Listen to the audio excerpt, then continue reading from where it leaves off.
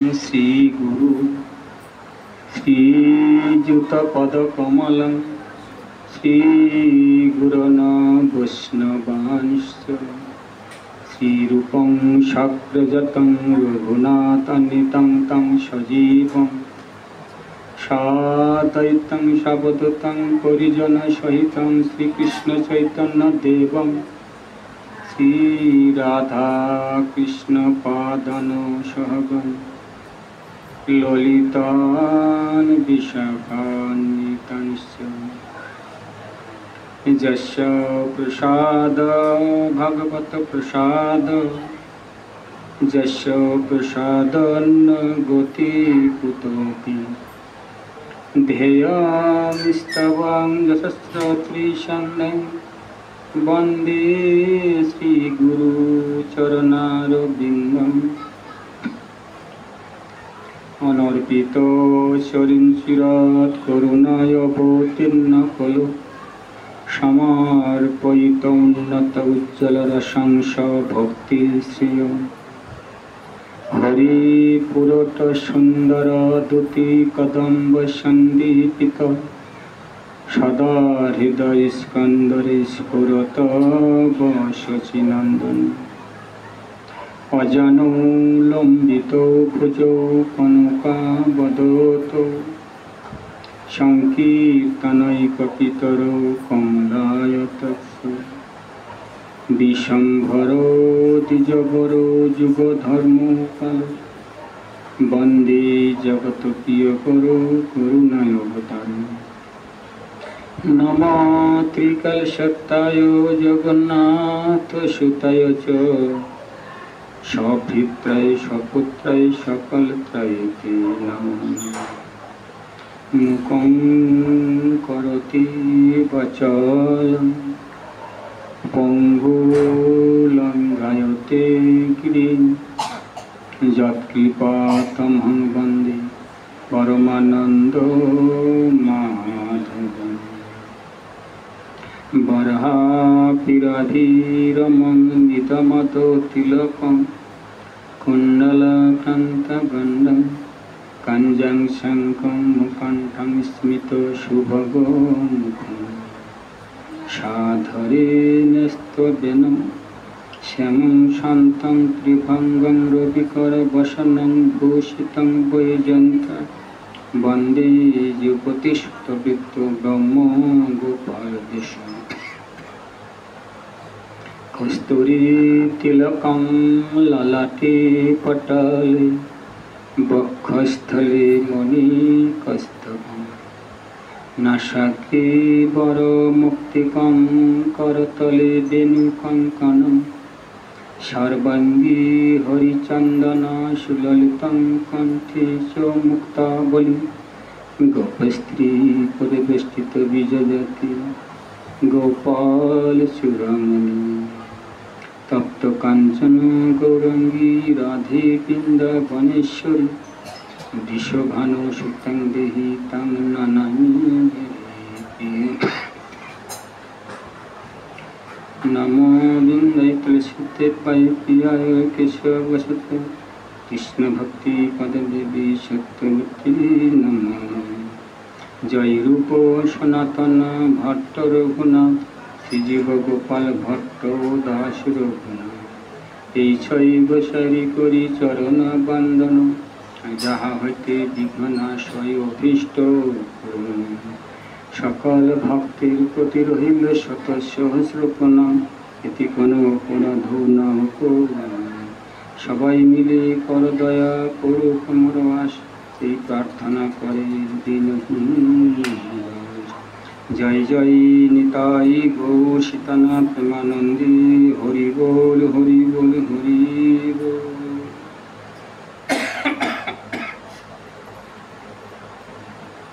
জয় নিতাই জয় গৌর সুন্দর সর্বাৎ পরম পূজ্য পাদঃ পরম আরাধ্য গুরুদেব নিত্য স্মরণীয় প্রাত বন্দনীয় নিত্য লীলা প্রবিষ্ট 108 শ্রীল প্রভুপাদ, কৃষ্ণচন্দ্র গোস্বামী, অমল চরণে নমামি। তথাপি সর্ব অবতারের সার গৌর হরি অনুকম্পায় এবং নিতাই চাঁদের অশেষ করুণা কটাক্ষে আজ আমরা সম্মিলিত হয়েছি এই রাধাষ্টমী তিথিতে হরিকথা কৃষ্ণকথা শ্রবণ। তুলসী কাননং যত্র যত্র পদ্ম বনানি চ পুরাণং পাঠনং যত্র তত্ত্ব সন্নিহিত হরি।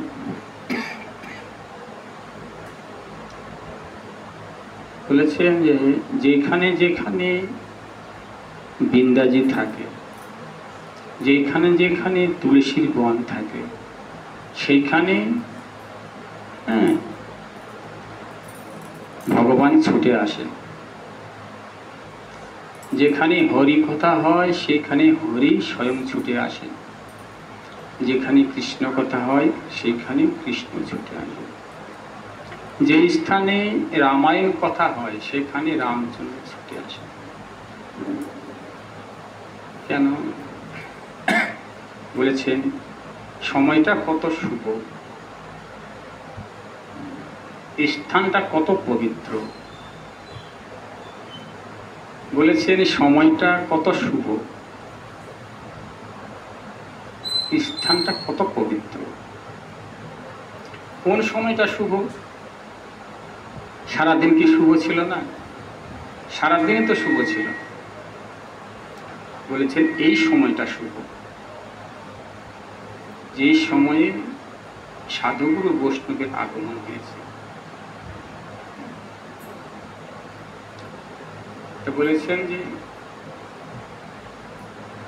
শ্রবণ করলে মঙ্গল হয়, সাধু সঙ্গ নাম সঙ্গ, সাধু সঙ্গ নাম সংকীর্তন। আমরা এখন কোথায় বিরাজ করছি? যারো জাগতিক আমাদের মনে হবে যে আমরা কোথায় আছি? আমরা আছি শান্তিনগর, কিন্তু আমাদের অনুভবটা কোথায়? অনুভবটা হচ্ছে আমাদের সেই বৃন্দাবনে। সাধু সঙ্গ আগে কি হয়েছে? সাধু সঙ্গ আগে তো ভাগবত কথা শ্রবণ হয়নি, প্রথমে হয়েছে সাধু সঙ্গ, তারপরে কি হয়েছে? নাম সংকীর্তন, তারপরে হচ্ছে ভাগবত শ্রবণ। আর যদি ভাগবত শ্রবণ হয়ে যায় তাহলে আমরা আজকে কোথায় বসবাস করব? বর্ষানাথ, রাধারানীর স্থানে বসবাস করব। ব্রজের রাজধানী শ্রী বৃন্দাবন, ব্রজের রাজধানী হচ্ছে বৃন্দাবন। সেই বৃন্দাবনের আবার মুকুটমণিকে শ্রীমতী রাধারানী। আমরা বলি হে কৃষ্ণ করুণা সিন্ধু দীনবন্ধু জগৎপতি গোপেশ গোপিকা কান্ত রাধা কান্ত নমস্তে। কৃষ্ণের কাছে প্রার্থনা করি কৃপা করো, কৃপা করো, ভক্তি দাও, ভক্তি দাও। বলি তো কাকে বলি? কৃষ্ণের কাছে। কৃষ্ণের ক্ষমতা নাই, কৃষ্ণের ক্ষমতা নাই যে ভক্তি দান করবেন। প্রেমের গুরু একমাত্র রাধারানী। যদি রাধারানী কৃপা করে তাহলে কৃষ্ণের কৃপা পাবে। সেজন্য আজকে আমরা যজ কেন্দ্রিক আলোচনা করব।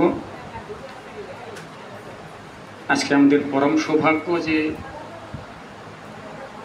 রাধারানীর চরণতলে সকলেই আমরা উপনীত হতে পেরেছি। আর এই দুষ্টু মনটাকে রাধারানীর চরণতলে সমর্পণ করতে পেরেছি, এটা আমাদের ধন্য। এই মনটা দুষ্টু বলেছেন, আমাদের কর্মেন্দ্রিয় 5টা, জ্ঞানেন্দ্রিয় 5টা, তার মধ্যে শ্রেষ্ঠ হচ্ছে মন। মনটাই চঞ্চল। এই চঞ্চল মনটাকে স্থির গতিতে আনবার জন্য সকলেই আমরা একত্রিত হয়েছি রাধারানীর চরণতলে। আজকে সে আমাদের রাধা রানীর হ্যাঁ, আবির্ভাব তিথি। ভগবানের কিন্তু জন্ম হয় না, ভগবানের জন্ম হয় না, মৃত্যু হয় না। তাহলে ভগবানের কি হয়? আবির্ভাব তিথি। ভগবানের আবির্ভাব তিথি হয়। তো যাই হোক, এই আবির্ভাব তিথিতে আজকে আমরা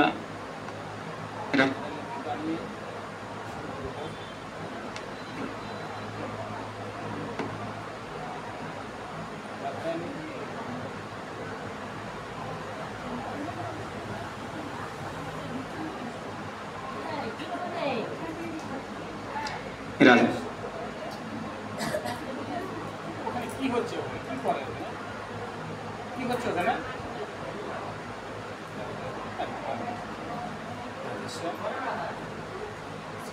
নারায়ণ নারায়ণ নারায়ণ। রাধেশ্যাম। ওখানে সবাই সবাই অপারেটর করলে তো হবে না, ওখান থেকে সরে যাও, সবাই সরে যাও, ধীরে দাও, ধীরে ধীরে ধীরে ধীরে ধীরে দিয়ে ওখান থেকে একটু সরে যাও, ধীরে দাও, ধীরে। রাধেশ্যাম, ধীরে, ওখান থেকে হাত দেবা না, সরে যাও। জয় নিতাই। রাধেশ্যাম। তাহলে আজকে রাধারানীকে সঙ্গে নিয়ে, রাধারানী কৃপা আশীর্বাদ মস্তকে ধারণ করে আজকে আমরা একটু যৎকিঞ্চিৎ আলোচনা করব। মানে সময় সংকীর্ণ, তো সেই আলোচনাটা হচ্ছে প্রারাব্ধ খণ্ডন করব কিসে। এই যে বৃষভানু রাজনন্দিনী, সে যদি কৃপা করে তাহলে এই প্রারাব্ধ থেকে আমরা খণ্ডন পেতে পারব। এই প্রারাব্ধ খণ্ডন করবার জন্যই কিন্তু আমাদের এত আরাধনা। তাহলে রাধা শব্দের অর্থটা কি? রাধা, রাধা, রাধা শব্দের অর্থ হচ্ছে আরাধনা। কি আরাধনা করেছিলেন? আজকে এখন ডিস্টার্ব হচ্ছে মাইকটা, এই প্রত্যেক দিনে মাইক ডিস্টার্ব। ধীরে তো, ধীরে তো। তাহলে বলেছেন যে রাধারানীর কাছে আমরা ক্ষমা প্রার্থী হব। কেন? যে প্রারব্ধ খণ্ডনের জন্য, যেন তেন প্রকারে হয়ে যায়। যাই হোক, কাকে বলে প্রারব্ধ একটু উপলব্ধি করব। উপলব্ধি করব। তো যিনি ভরতপুরীর রাজা ছিলেন শিবি মহারাজ, ভরতপুরীর রাজা শিবি মহারাজ, তার একমাত্র পুত্র ছিল, একমাত্র পুত্র। দেখবেন সকলের বাড়িতে যদি কেউ কারো বাড়িতে একজন সন্তান থাকে, সেই সন্তানের প্রতি সকলে কিন্তু প্রেমটা বেশি থাকে। একটাই সন্তান বড় হয়েছে, আর ওই শিবি মহারাজ কিন্তু সদা সর্বদাই একনিষ্ঠ ভক্ত। যদি কোথাও সাধুগুরু বৈষ্ণবকে দেখে, সাধুগুরু বৈষ্ণবকে দেখা মাত্র তাহার নয়ন বিগলিত হয়, মনে হয় এই সাধুগুরু বৈষ্ণব কতদিনের আমার আপনজন। এখন নিষ্ঠার সহিত পালন করতে। হঠাৎ করে একদিন দেখতে পেলেন রাস্তা দিয়ে এক সাধু সন্ন্যাস চলে যাচ্ছে।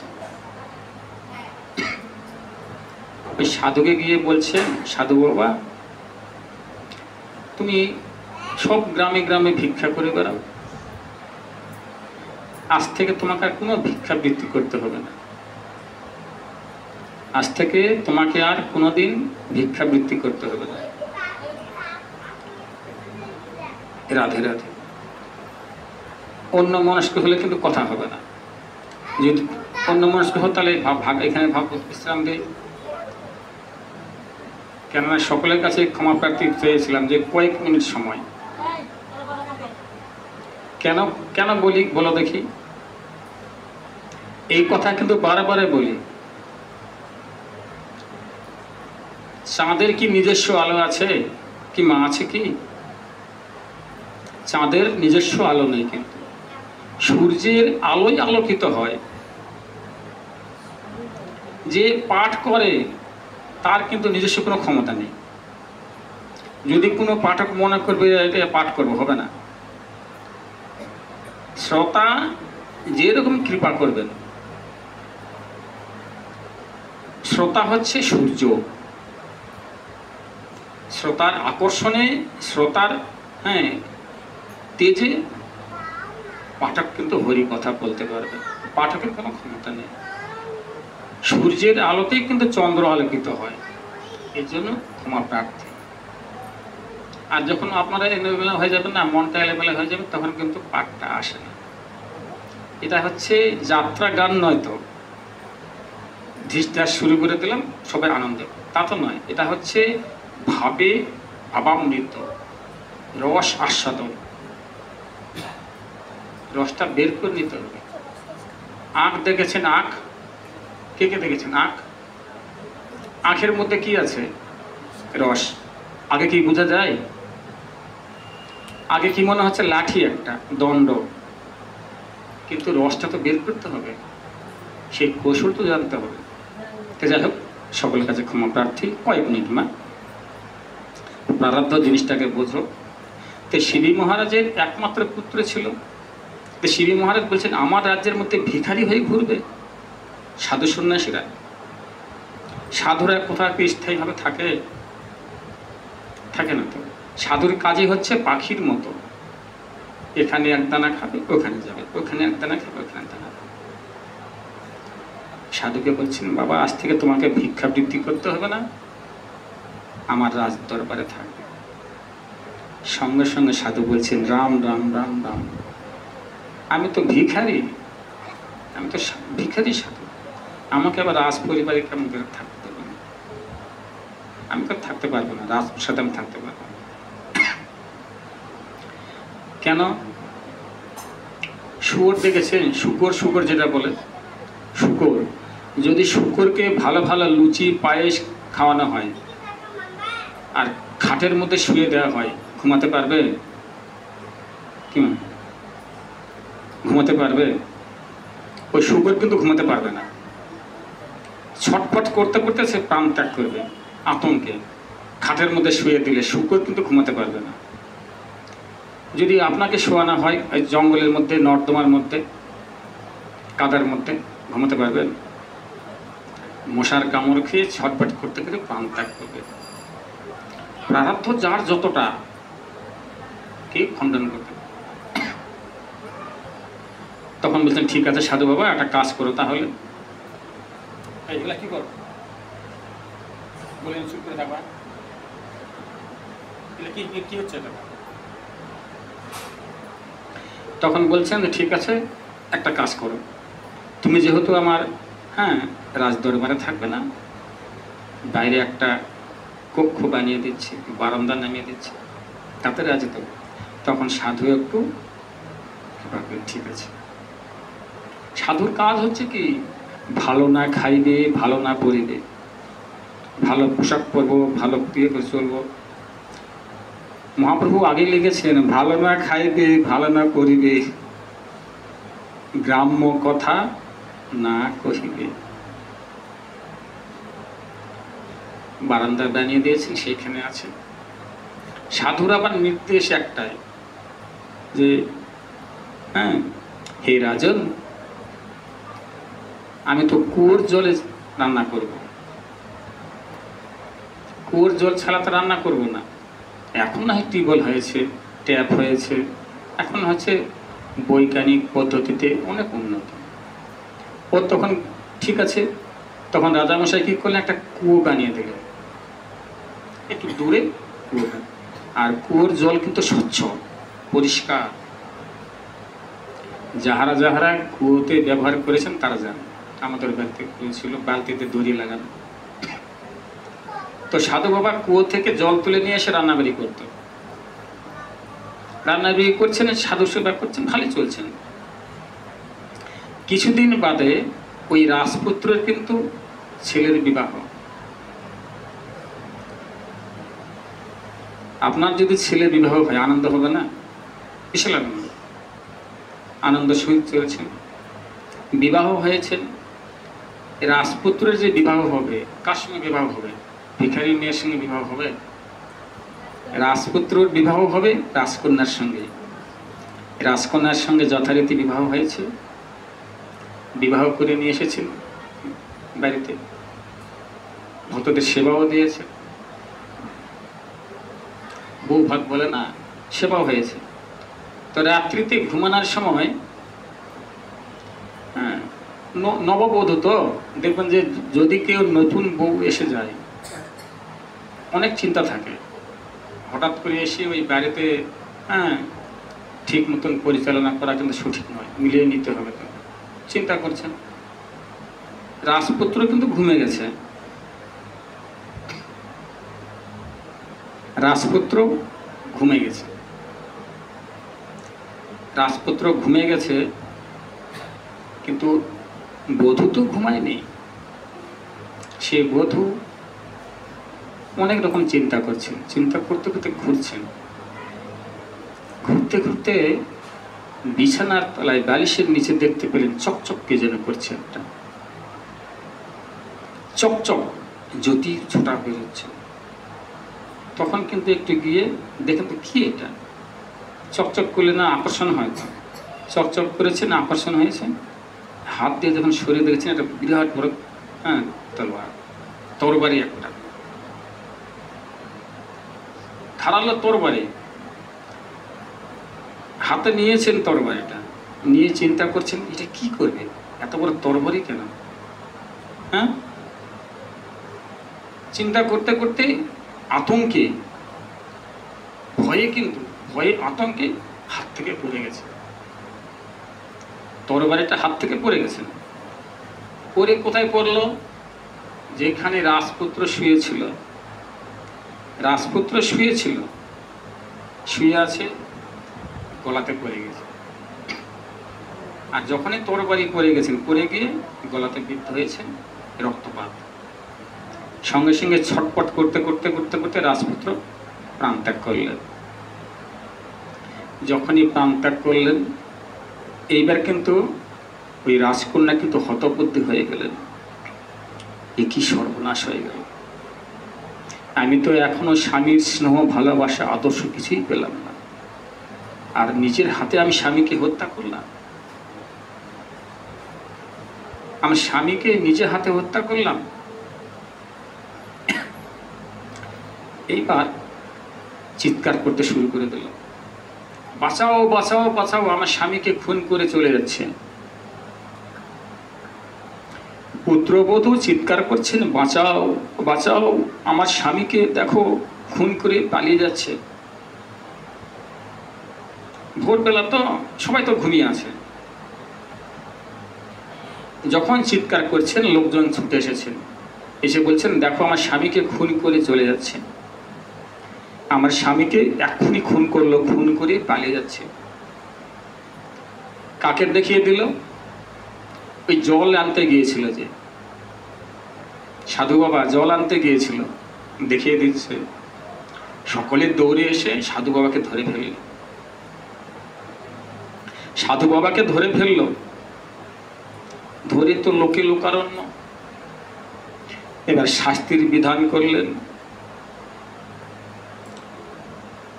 শিবী মহারাজ সাধু বাবাকে বলছেন, সাধু বাবা আমি কি অপরাধ করেছিলাম, আমি তোমার কাছে এমন কি অপরাধ করেছিলাম, তোমার ভালোর জন্য আমি নিয়ে এসে স্থান দিলাম, আহারের ব্যবস্থা করলাম, বাসস্থানের ব্যবস্থা করলাম, আর আমার একমাত্র সন্তান তুমি সেটাকে হত্যা করে দিলে। আমি তোমার কাছে কি অপরাধ করেছি, আমার অপরাধটা কিসের? সাধু বাবা আমি নিশ্চয়ই ভুল করেছি, তাই না? সাধু বাবার দুই নয়ন দিয়ে বাড়ি বসছেন হচ্ছে, বলছে আমি তো খুন করিনি, আমি তো এই সম্বন্ধে কিছুই জানি না। সাক্ষী দিচ্ছে কে? পুত্রবধূ। পুত্রবধূ সাক্ষী দিচ্ছে যে এই খুন করে পালিয়ে যাচ্ছে, আর যাচ্ছে যে ওইদিকে, কেউ তো ছিল না, ও যাচ্ছে, কাকে দেখে দিয়েছে? সাধু বাবাকে। সকলে ধরে ফেললেন। সর্বশেষে বিচারে তার শাস্তির বিধান হলো, যে যেই হাত দিয়ে আমার পুত্রকে খুন করেছে এই হাত দুটো কেটে দাও। যে হাত দিয়ে আমার পুত্রকে খুন করেছে এই হাত দুটোই কেটে দাও। তখন বিচারে সকলেই মেনে নিলেন। মেনে নিয়ে ওই সাধু বাবার দুটো হাত কেটে দিলেন, এখান থেকে এই হাত কেটে দিলেন। সাধু বাবা যখন হাত কেটে দিলেন, সাধু বাবা বলছেন, এদেশে বিচার নাই বাপে বাপ, এদেশে বিচার নাই। কেউ ভ্রুক্ষেপ করে দেখল না আমার কি অপরাধ। আমার দুটো হাত কেটে নিয়েছে তাতে আমার দুঃখ নাই,